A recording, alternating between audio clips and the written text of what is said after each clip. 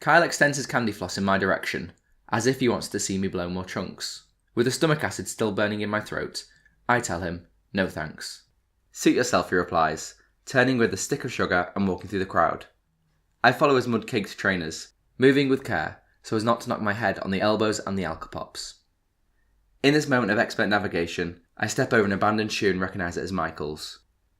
When we arrived at the fun fair, we'd passed him. He'd been hopping inside a circle of taller kids from a few years above, bouncing between them on one skinny leg as they threw a shoe over his messy bowl cut. It made a change from his school bag. He was trying to be a part of the joke by grinning along with them. Michael had yet to realise that his eagerness to please only encouraged them further. It's one thing to be an easy target for your height, your build, your haircut, but you walk away. He never did. His raised foot was bare, but Michael not wearing socks wasn't news to anyone at our school. Most of his clothes looked like donations and nothing he wore was branded with a label. His blue toes flexed above the muddy grass as his face maintained a smile that didn't match his watering eyes. He must have looked at them the wrong way, said Kyle, running his glove along the steel barrier. Don't stare. You have to count yourself lucky. Sure, I was sick on my shoes after being hit too hard in the dodgems, but at least I had both the left and right trainer, and a pair of socks. At an opening in the crowd, we find the waltzers. Beige-tinted teacups with rust on every visible joint. My eyes water, not from the sight, but from the onion-scented smoke drifting over from the line of burger vans that perimeter the fair. My stomach gargles louder than the thrusting music from the waltzer's distorted sound system. Loud enough for Kyle to stop biting on his pink pillow and say, "Dude, you look pale."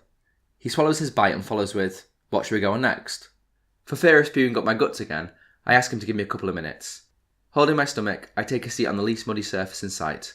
A viewing platform for one of those big rides Kyle now gazes at in awe. I watch his eyes travel over my head and around the ride. The ma, he says, as I crane to see what he's trying to read. The title graces the wall in all capitals, clenched in the teeth and grip of an airbrushed monster. The shaggy beast, white with yellow teeth, looks down at the ride through its bloodshot eyes. The Matterhorn, I say, turning back to see Kyle scrunch his face at the words. He never was top of class for anything, but when he asks, even I can't tell him what it means. Here, he says, hold this, passing me the half-eaten pink cloud. As he makes his way up the perforated slopes, he waves to me and then raises his wristband to the man who sits at the top of the ramp in a small steel box. The man gestures him on without glancing up from his newspaper. I step up onto the viewing platform and place my free hand onto the rubber railing, sizing up the vomit-inducing cloud that I'm holding. Whoa, says a voice behind me. That's a big ride. I look down to the voice and see Michael. His shoeless and sockless foot is now covered in mud which reaches up to the knee. He's no longer holding it above the ground and has admitted a defeat to gravity. His other leg isn't in a much better state. The remaining trainer is as filthy as his bare foot, with dirt covering his jeans, parka and hands. It looks as though he's fallen at some point, most likely having been pushed. I stretch out my arm and offer Michael a candy floss, saying, "Do you want this?" He accepts it with a smile and a thank you, before my attention is called back towards the ride from a voice shouting, "Hey!" I turn to the source of the noise and lock eyes with Kyle as he yells between cupped hands, "What the hell?" I roll my eyes and call back, "I'll get you another one." He takes a free seat in one of the hanging compartments and pulls a harness down onto his front. As the last few kids take their places, a teen with a shaved head and a vest top goes between the blue metal arms that grow from a central point in the ride, pressing down on each seat's support mechanism. He misses the whole compartment that Kyle and several younger children sit in before raising a thumb to the man in the box.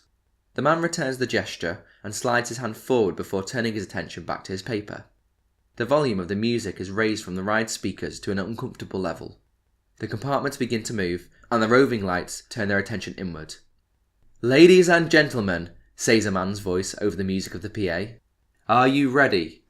Without waiting for an answer, the ride gains momentum while playing further pre-recorded sound bites. Once Kyle's compartment has passed by my railing enough times, we stop waving at one another, and I notice that Michael is nowhere to be seen. The Yeti monster continues to look around, while I read a metal plaque attached to the barrier that says, "Do not place any part of your body inside the railings." I take a step back on the viewing platform. As the ride gains speed, Kyle's face is no longer distinguishable from the kids by his side. I lose track of him, and the Matterhorn transforms into a spinning blur under a starless night sky. The pre-recorded voice says, "We're just getting started," as the blue and white lights no longer shine onto anything in particular. Each person appears lost in the mechanical being, as if they are now part of it. "Scream if you want to go faster," says the pre-recorded voice. The Matterhorn loudens with the interconnected laughter and cries from the children inside. I hold out a hand with my palm facing the ride and watch its movements dance behind my silhouetted fingers. That's where I find him, between my fingers.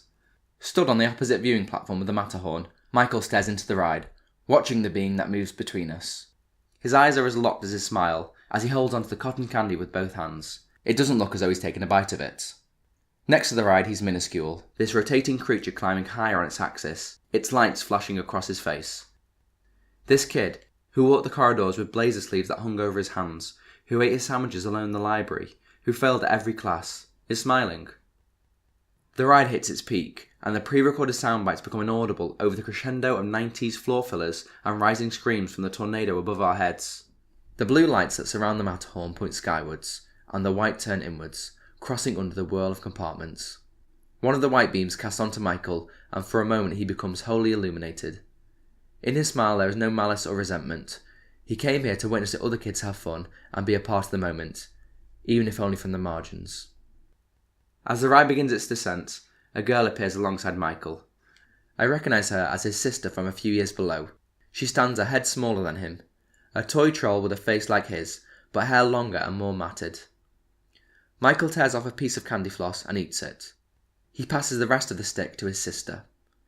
The teenager in the vest top walks out onto the platform as soon as it becomes safe to do so, and begins escorting kids from their seats.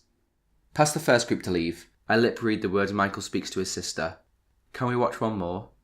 She nods, and they both turn back to the ride in anticipation as the next group of excitable kids start to fill the compartments. Kyle runs down the exit ramp and I jump from my viewing platform to greet him. "Did you ever see anything so amazing in your life?" he asks, breathless. I shake my head. Never again would Michael be that scrawny kid jumping for his muddy trainer. "No," I reply. I never had, and never did again.